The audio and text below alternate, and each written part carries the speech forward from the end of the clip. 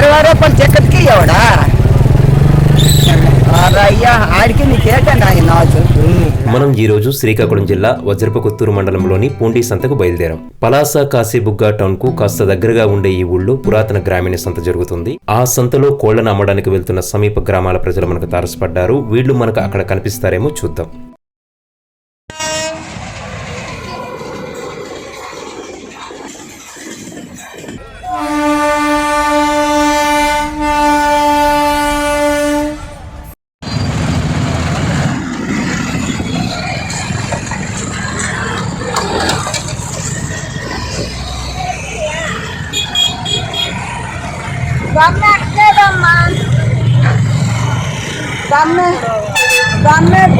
ఉండాలి పైసలు ఇప్పటికే 5,000 అయినా మళ్ళీ 5,000 కాక బొమ్మ కాదనేసి ఎక్కడ మానేసినప్పుడు.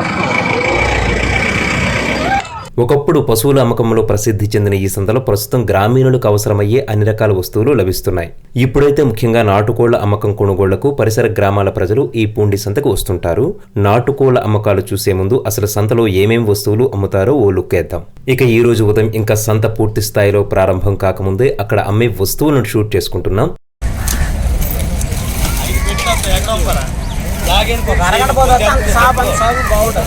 చూడు తీయడం కూడా బాగుంటుంది, ఎక్కడ పంపించడం కూడా బాగుంటుంది.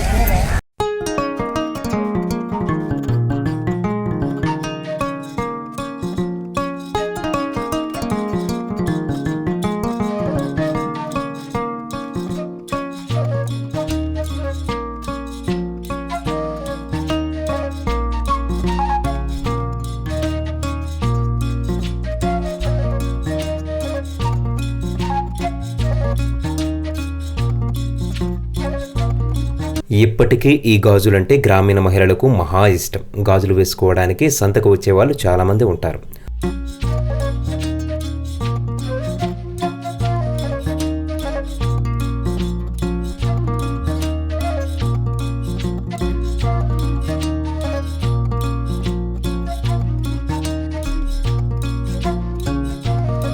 శ్రీకాకుళం యాసకు ఉండే ప్రత్యేకత ఇలాంటి సంతలకు వస్తే మరింత స్పష్టంగా కనిపిస్తుంటుంది. సిక్కులు, ఎగటాలు, బేరాలు శ్రద్ధగా వింటే వింతైన అనుభూతి కలిగి గ్రామీణ వాసనలు గుబాలిస్తుంటాయి. అమ్మ ఎవరమ్మ మీది? చెప్పు. హరిదాస్. ఇప్పుడు ప్రతి వారం మీరు సంతకు వస్తారా? అలా పొద్దు పిల్లలు తిడతాను ఈదులో ఇరుగుపోదు నన్ను పట్టుకొస్తాను ఇక్కడ అమ్మడానికి. మరి అమ్మలేదు ఇంకా? లేదు, అడగరు. ఎవరు అడగరా? ఎంతకు అమ్ముతారమ్మా మీరు? ఎంత చెప్తున్నారు? 500 ఇచ్చేయమనరా?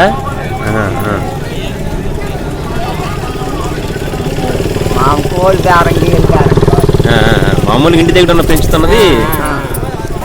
ఏం అమ్మేస్తున్నారు ఇప్పుడు ఇది? కై మాడుతాను మీకు ఇరుగుడు మేము ఏమి ఒట్టికి కోడి పిల్ల వెళ్తానే.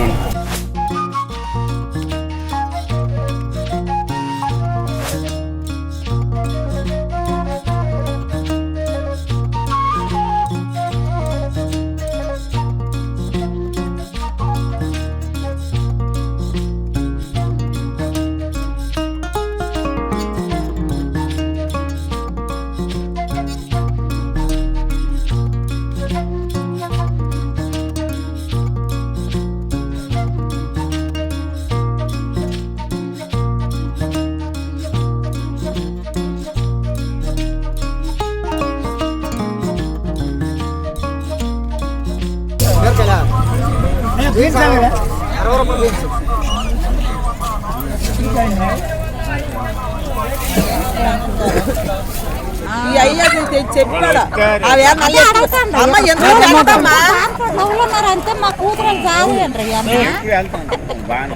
తీసుకోండి అమ్మా. నల్ల గుడుపులకి అంత గోవులకి అంత వెళ్ళిపోతున్నాం కదా, గోవులకి అంత వెళ్ళిపోతున్నాం కదా.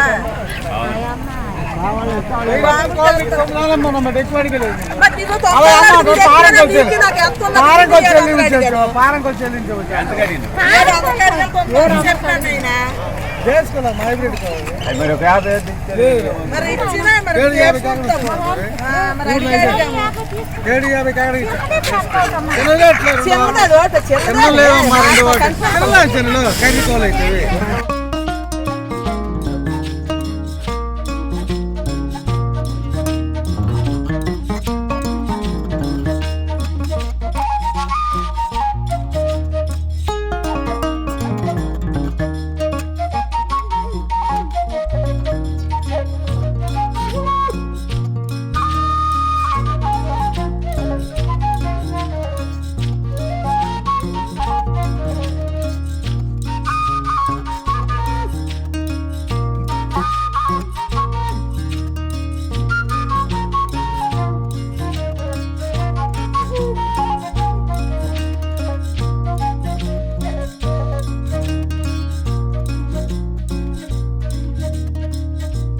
ఈ దుంపకం ఉందైనా ఇది సారీ ఇచ్చిన పశువు.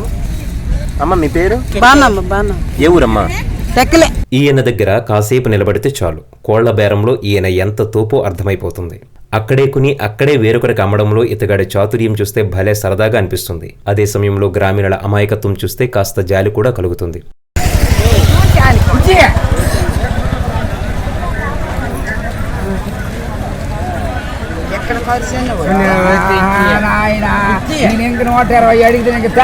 అన్నట్టు వీళ్ళు గుర్తొచ్చారా? కోళ్లను సంతకు తీసుకొస్తూ మనకు దారిలో కనిపించిన వాళ్ళే.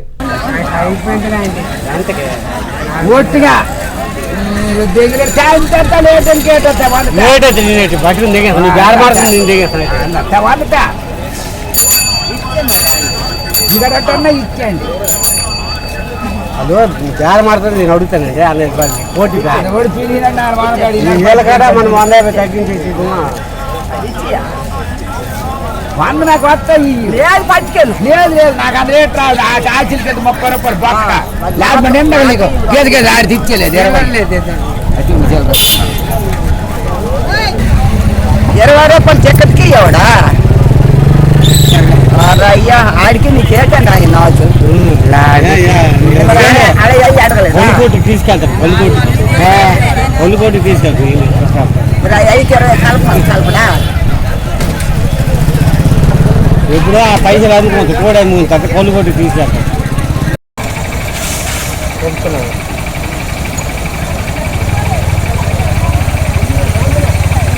అక్కడ ఆపాలంటే ఇస్తారు.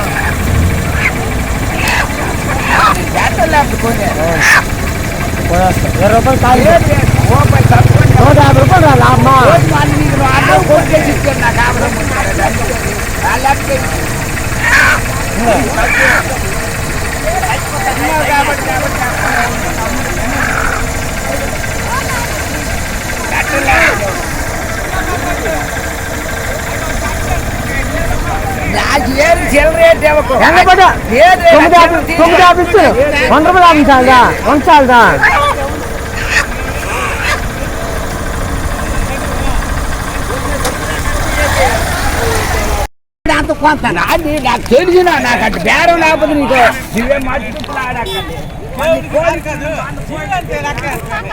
వెదురు బుట్టలు, వ్యవసాయ సామగ్రి అమ్ముకునే ఈ అన్నదమ్ముల తండ్రి తన కొడుకులను మాత్రం మంచి చదువు చదివించారు. తనలా కాకుండా కొడుకులు ఉద్యోగాలు చేయాలని తప్పించారు. కానీ చదువుకు తగ్గ ఉద్యోగ అవకాశాలు లేకపోవడంతో ఈ అన్నదమ్ములిద్దరికి ఈ సంతే శరణ్యమైంది.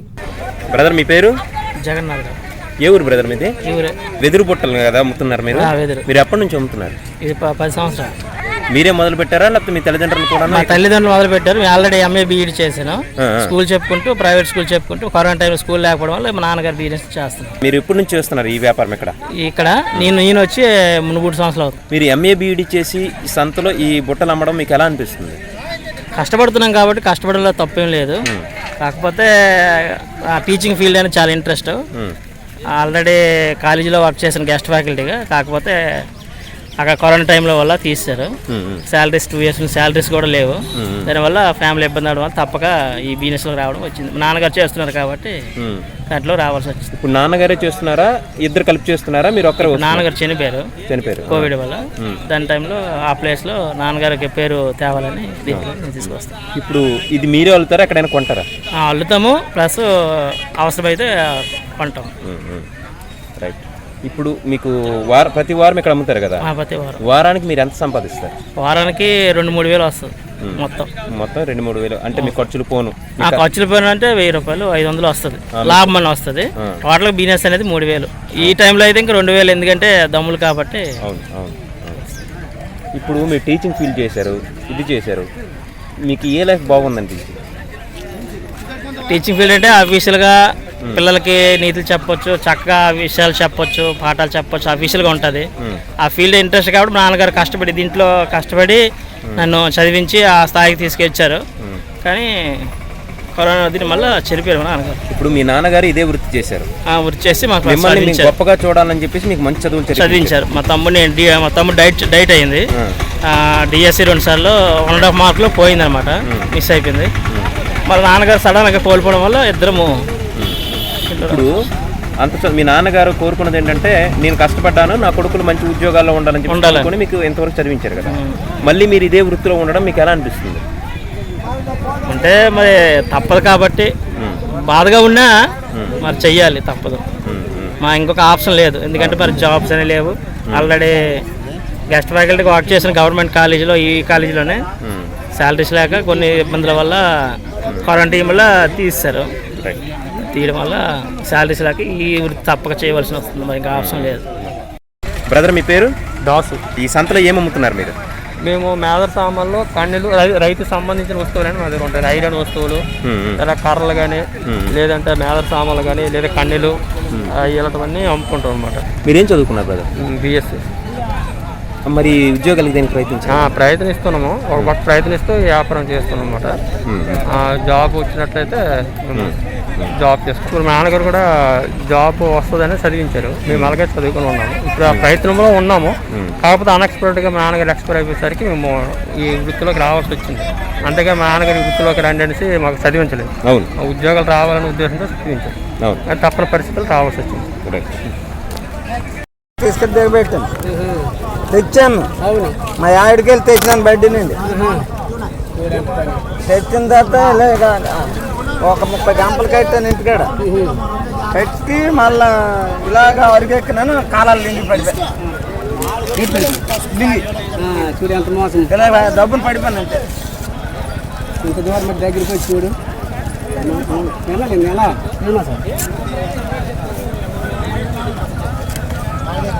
ఇంటికాడే మళ్ళీ ఇంటి దగ్గర ఇంకోడు గంపలు వేసినాడు, కోడి పెట్టేనా భోజనంకి వచ్చారా 30 గంటలు. అదే కదా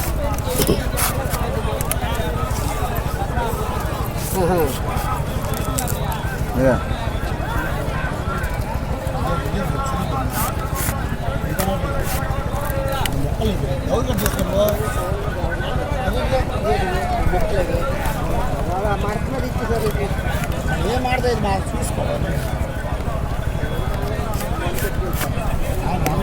అక్కడ కాదని లేదంటే ఎంత బాధపడతాం.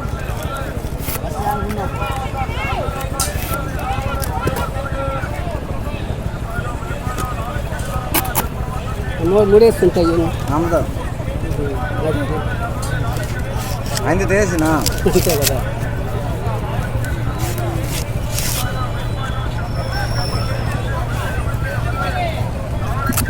వీటిని నళ్ళు అంటారు. వెదురు బుట్టలు, చేటలు వంటి వాటిని బాగు చేయడానికి వీటిని వాడతారు. ప్లాస్టిక్ విప్లవం రాకముందు వెదురు వస్తువులు అందరూ వాడేవారు కాబట్టి ఈ నళ్ళు వేసే వాళ్ళకు యమగిరాకీ ఉండేది. కానీ ఇప్పుడు వాటి వాడకం తగ్గిపోవడంతో నళ్ళు వేసే వాళ్ళు కూడాను ఊళ్ళకు రావడం మానేశారు. అలాంటి వాళ్ళను చూడాలంటే మళ్ళీ ఇలాంటి సంతలే గతి.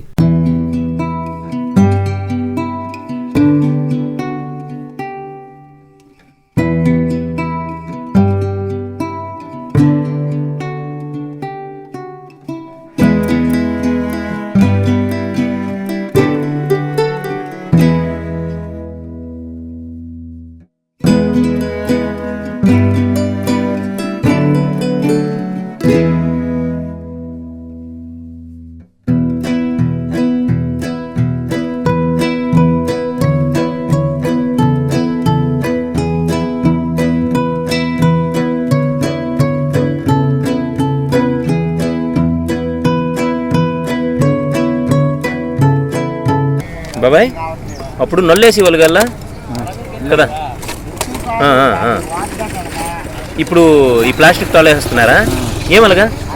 అవలకి ఏదైతే నల్లు బెటరా లేకపోతే ఈ ప్లాస్టిక్ తాళ్ళు బెటరా? ఇప్పుడు ఇవి నుండి అవే అయిపోయినాయి. 3 వారాలు తిప్పినాను. ఈ పెండ్లు అన్నీ అప్పుడు ఉన్నాయో 3 రూపాయలు పెట్టుకున్నాయి కుట్టాడు. ఇది 5 రోజులు 6 రోజులు కుట్టాడు.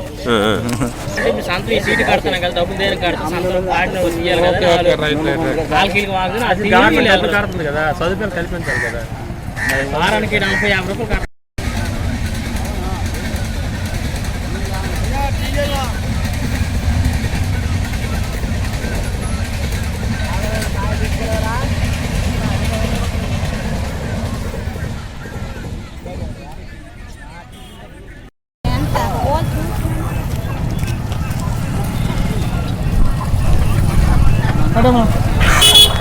పట్టు ఎత్తామా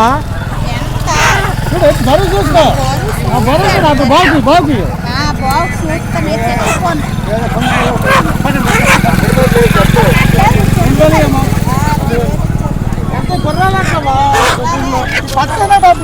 పట్టమా పట్టు చెప్తామా ఎంత చెప్పండి. 2 వేలు ఇచ్చామని నీకు ఎక్కువ అడిగాను నేను. ఒకసారి వెయిట్ చూడండి. పట్టండి పెట్టండి మమ్మల్ని అదే చెప్పండి కదా. అమ్మా పెట్టమ్మా సరే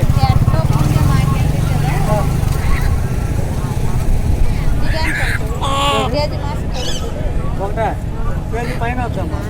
4 కేజీలు 3-4 కేజీలు వస్తాయి. 3 సామె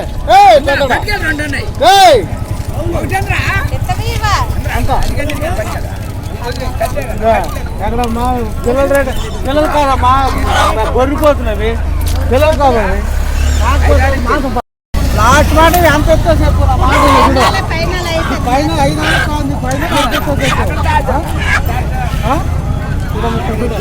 5 సంవత్సరాలకి ఎక్కడ చెప్తారు. నీవే చెప్తాను రూపాయలు పైదాంలో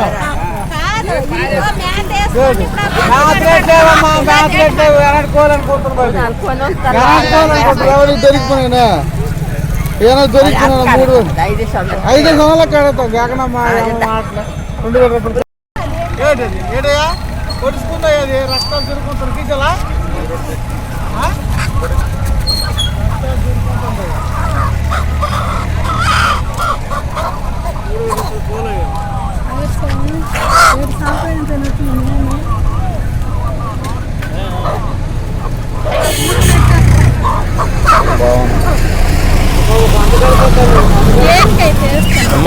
నిజంగా ఏమలగా ఏం మరి ప్రతి ఒక్కరు ఇంకా నాకు ఏలకోలం చేస్తాను చేసుకొని అయితే పొట్టేలు ఏనికి అని అడుగుతానండి. అమ్మా ఇవేం చేపలు ఇవి? ఇవి కార్లు. ఇవి నెత్తళ్ళు రొయ్యలు వంజరలు ఇవి వంజరలు అండి. ఇవి ఇది అవి గొరసలు ఇవి వంజరలు అవి నెత్తళ్ళే.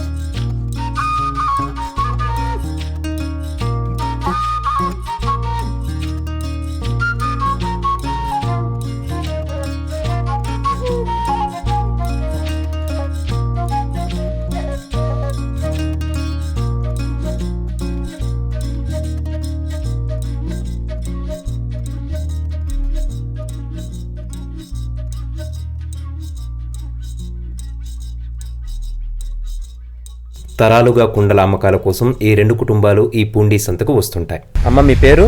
నా పేరు రాయి వలస లక్ష్మమ్మ. ఏ ఊరమ్మా? కాపు తెంబూరు. ప్రతి వారం ఇక్కడికి వస్తారా? వారం 3 అవతారాల నుంచి వస్తాను ఇక్కడికి. అప్పటి నుంచి ఇప్పటికి ఈ సంత మాండం లేదు. ఈ సంత వల్లే మేము బతుకుతాము. ఇప్పుడు కాపు తెంబూరు నుంచి ఇక్కడికి వస్తారు కదా, ఎలాగొస్తారు? ఆటో మీద పెట్టుకుని వస్తాం. వారంకి లావు చీలుబడి అయితే 20 రూపాయలు దొరుకుతుంది. ఈ మట్టి పాత్రలు మీరు ఎక్కడైనా కొంటారా, మీరు చేస్తారా? మేము సొంతమే చేసుకుంటాం. ఎవరు చేస్తారు? మీరు? మా పేద కొడుకు చేస్తాడు.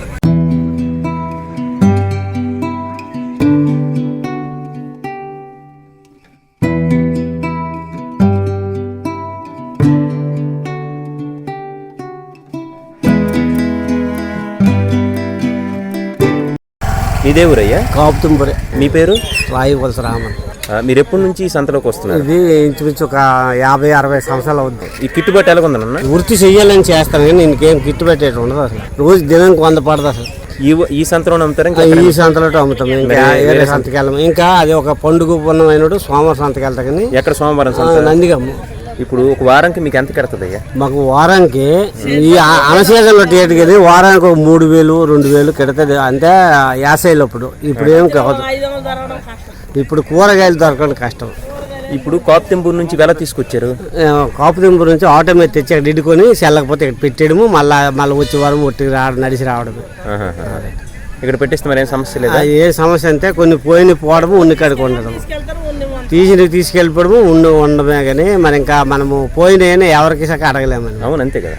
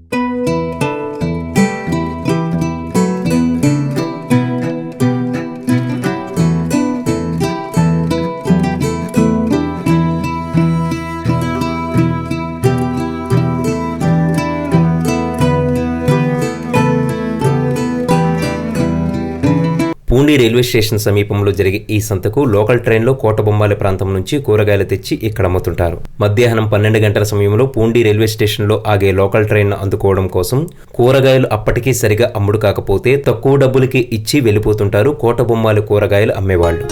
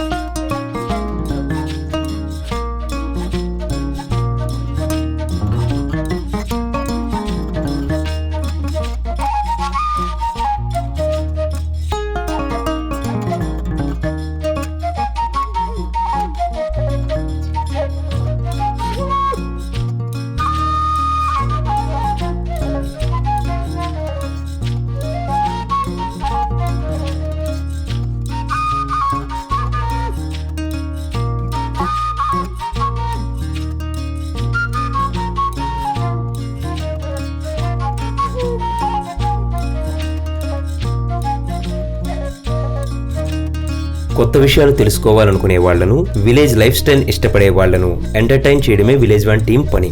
కాబట్టి ఇంకా సబ్స్క్రైబ్ చేయని ఫ్రెండ్స్ అందరూ వెంటనే సబ్స్క్రైబ్ ట్యాప్ చేసేయండి, ఓపెన్ అయిపోతాయి. అలాగే మీ అభిప్రాయాలను కామెంట్స్ రూపంలో తెలియజేయండి. ఈ వీడియోను ఈరోజు ఒక ఫ్రెండ్కైనా మీరు షేర్ చేస్తారని ఆశిస్తున్నా. Thank you.